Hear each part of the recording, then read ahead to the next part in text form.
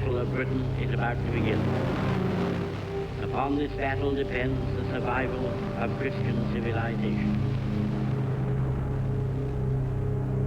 The Germans were just the channel away, and a lot of people didn't realise just how close the war had come and how final the outcome would have been.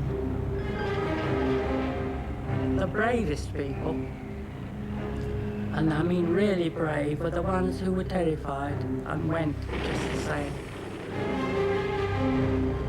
So the Germans came again, so we fought them again. No question, no misgivings. Nothing romantic at all about it. It was a job of work. Don't do it well, you're dead. We were determined that they weren't going to win. But we didn't really know what we were up against either.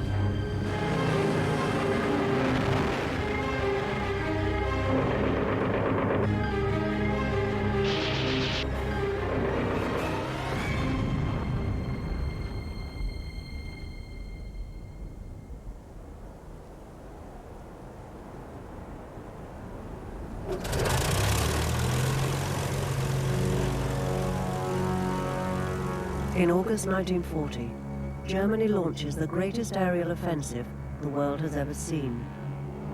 Hitler's orders are to destroy the Royal Air Force and force the British people to give in. Outnumbering the RAF 3-1, the Luftwaffe High Command predicts victory within a fortnight. You think, oh my God, if it's 400 plus, which means anything between 400 and 1,000. You've no idea how, because they're not countable. So you've no idea what's coming. And you know you've got sort of 3.5 squadrons up against them. I think we all were a little apprehensive. Must have been some people very, very worried, because immediately before we actually entered into the Battle of Britain, our CO and one flight commander just walked out. So actually we went into the battle with one flight commander only, and a bunch of very young pilots. They just couldn't take it. They just disappeared from the face of the earth. What happened to them, I do not know. Bob Doe left school when he was 14. A gardener's son, the RAF nearly turned him down due to his lack of education. Aged 19, he is assigned to fly Spitfires with Squadron 234, based at RAF Middle Wallop in Hampshire. I was 100% convinced that I would be shot down, because I always had the feeling I was the worst pilot in the squadron. I was more scared of calling myself a coward than anyone else calling me one. And that's really what drove me through. I wasn't fighting the king and country, I was fighting my mum. I just didn't want them over here. I didn't think it was right that they should. Bob Doe had never fired a shot in anger when, on August the 14th, he is ordered into combat.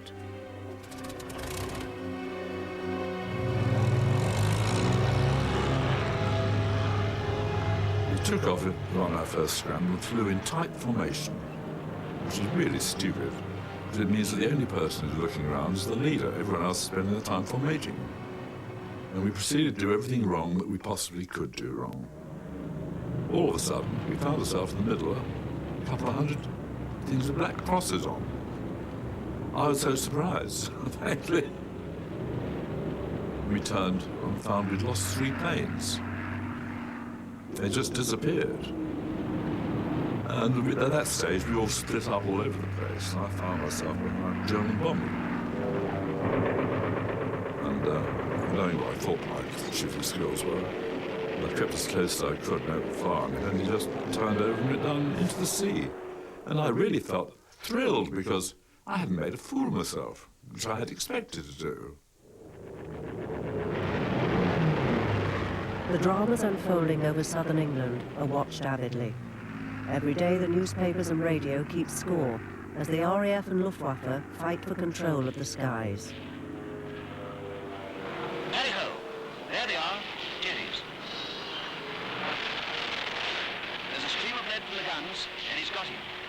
That's one down. In a way, I think children thought it was all rather an adventurous game. We're really not so concerned about our safety. We were more concerned with the thrills. Bess Walder lives in North London. Her father fought in the First World War. Now Bess dreams of joining the Royal Navy and going to sea. Children and teachers leave at once for their trench shelters in the playing field. It takes much more than an air raid siren to worry the children. War had become part of our daily lives. We learnt how to distinguish the sound of the Luftwaffe from the sound of the British aircraft that were flying. One could tell what sort of plane it was. Dorniers had a special noise. They went vroom, vroom, vroom, whereas our aircraft had a much more continuous sound. I could reasonably accurately identify the puzzles in the aeroplane spotter as silhouettes. They used to give snippets of planes and you had to put a name to that plane. So I can remember the Spitfires, the Hurricanes, the Tiger Moths, and to me that was really extremely interesting. We had thousands of cigarette cards on air raid precautions, ships, aeroplanes, and collected those, and I read those avidly. For boys like 10-year-old Alan Francis, fighter pilots become idols. Our heroes were ace flyers, the Douglas Barders, Sailor Milan and Cat's Eyes Cunningham. I recall eating a lot of carrots, having been told and fallen for it, that Cat's Eyes Cunningham was an expert night fighter, and he ate a lot of carrots. But of course, it wasn't until after the war that one read that that was to hide the secret of the radar. Who that fooled, I don't know, but it certainly fooled me. From the first days of the Battle of Britain, radar is the main advantage the RAF holds. It gives them early warning of German attacks. But with many more planes than the RAF, Luftwaffe bombers still frequently reach their targets, Britain's fighter bases. We knew we were getting short of squadrons and pilots, but we didn't doubt that they would do it. The pilots were protecting our country, all our people, everybody. And so everybody was going to, and that included the civilians, going to fight right to the bitter end, kill or be killed, in fact. 21-year-old volunteer Edith Heap is on her way to work at the operations room of RAF Debden, near Cambridge, when warning comes of an enemy attack. 8 o'clock in the morning, the sirens went. So we just set off and ran like the clappers to the ops room and just got in before the door shut. And then it started.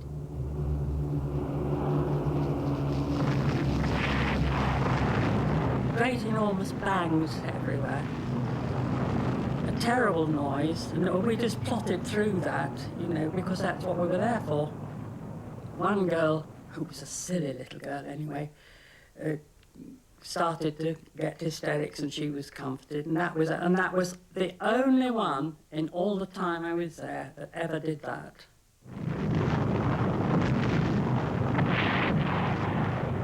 And it's a matter of half a minute, 2 minutes, something like that, because they're gone. They're across and gone. And so that's it. You probably don't have time to register the terror, I think. That's the whole answer. Because afterwards you think, oh my God, you know, and I'm still here.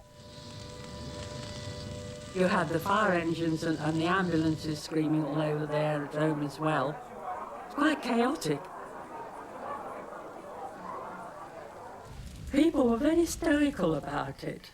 Everybody set about putting it right and getting, as long as you could get the aircraft back in and serviced and off again, that was all that mattered, and that was what was done.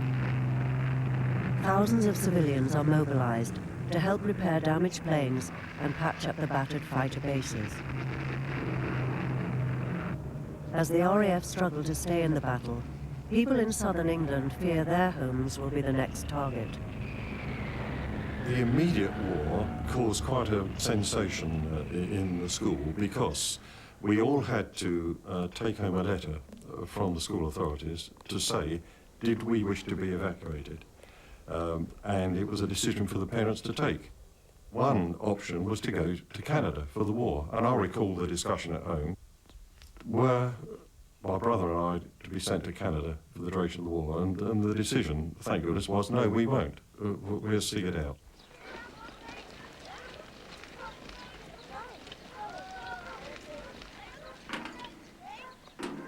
One morning, my mother said, "How would you two like to go to Canada?" Well, she nearly dropped the teapot because we both stood up and threw our hands up in the air and said, "When can we go?"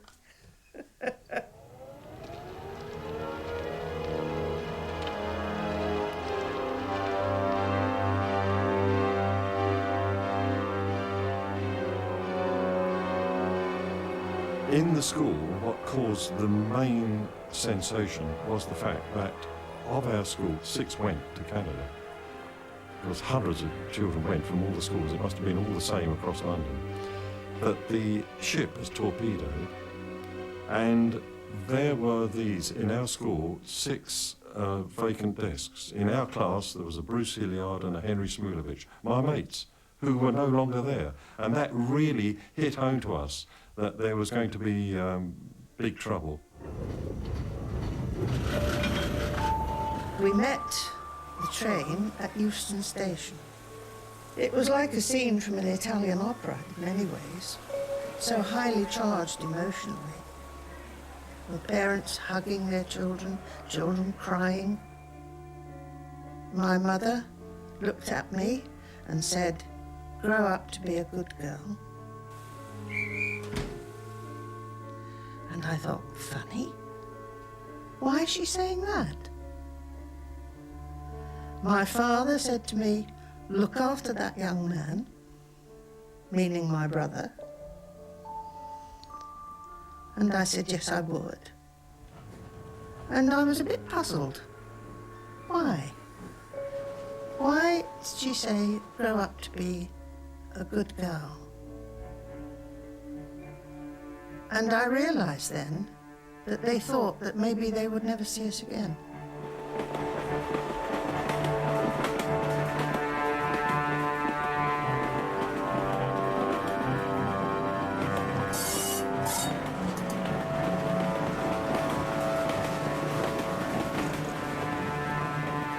We could hardly wait.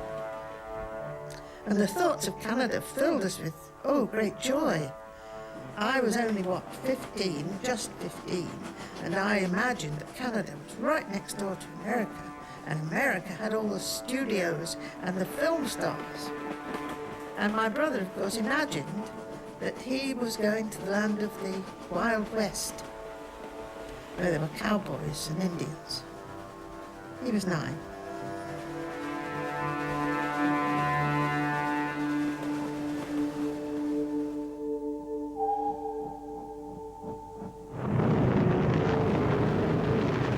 Within 5 days of their first attacks on British fighter bases, the Luftwaffe has destroyed over 140 RAF planes.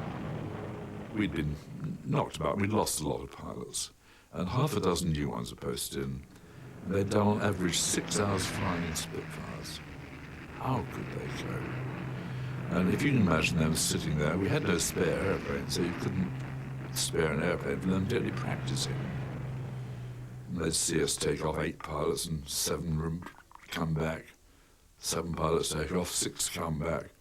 How did they feel? I think they had a worse time than I ever had.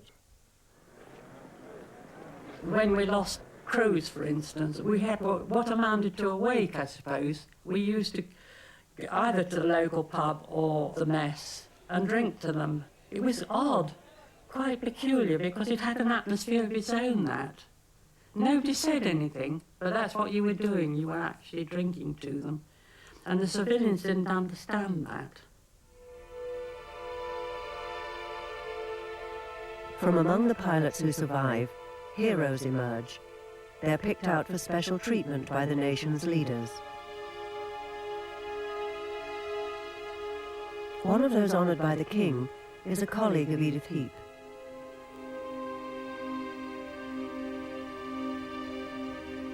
Well, there was the famous Dickie Lee. He was a fantastic pilot.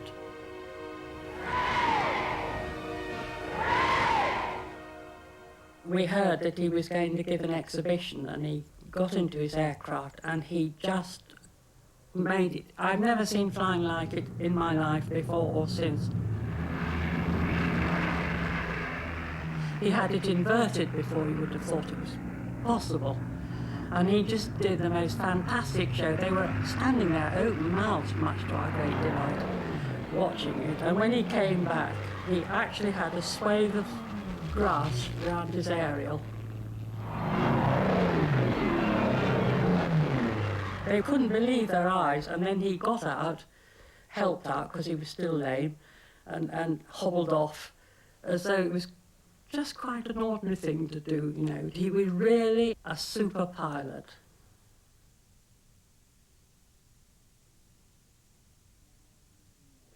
Every effort is made to promote the prowess of RAF pilots, especially to journalists from abroad.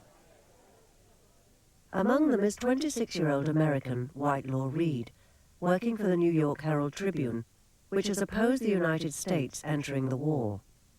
I think I was mostly reporting on what I had seen, and I tried to develop sympathy, of course, for the fight that was being carried on, but I don't think I got into the area of recommending that we go to war.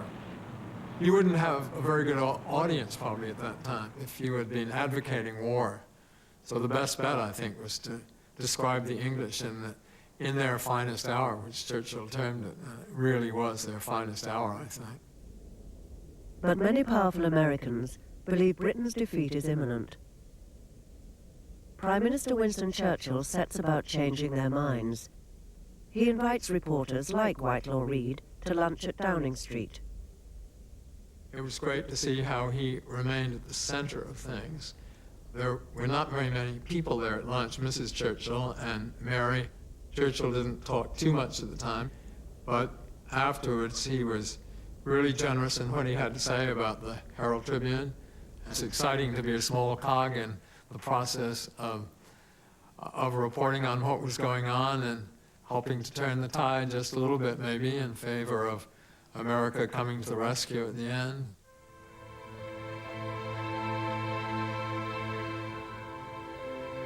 15-year-old Bess Walder's dreams are about to come true. She is going to sea, to cross the Atlantic with her brother. They set off from Liverpool, bound for Canada.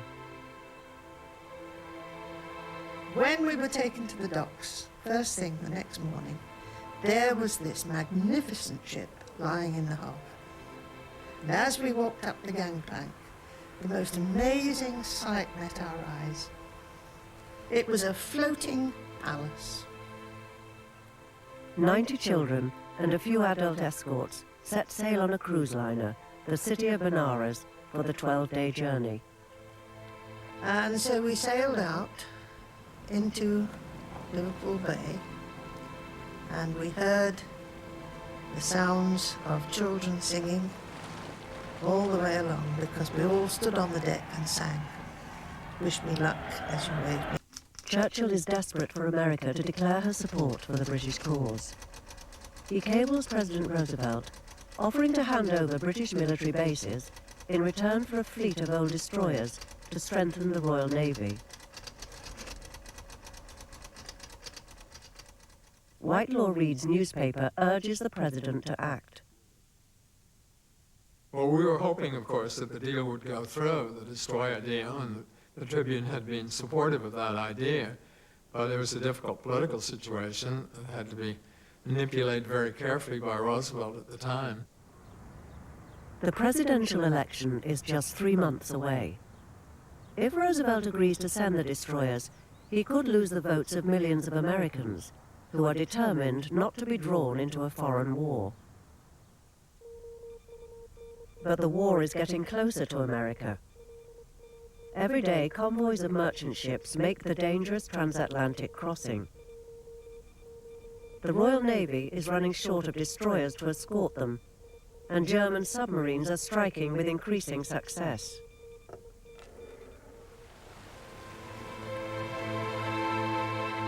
cabins were on the deck, just above a row of bathrooms which were set aside for the children.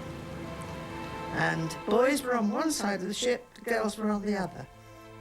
So my father's instructions to look after that young man didn't get very far, because I really had no idea what he was getting up to, which was probably just as well.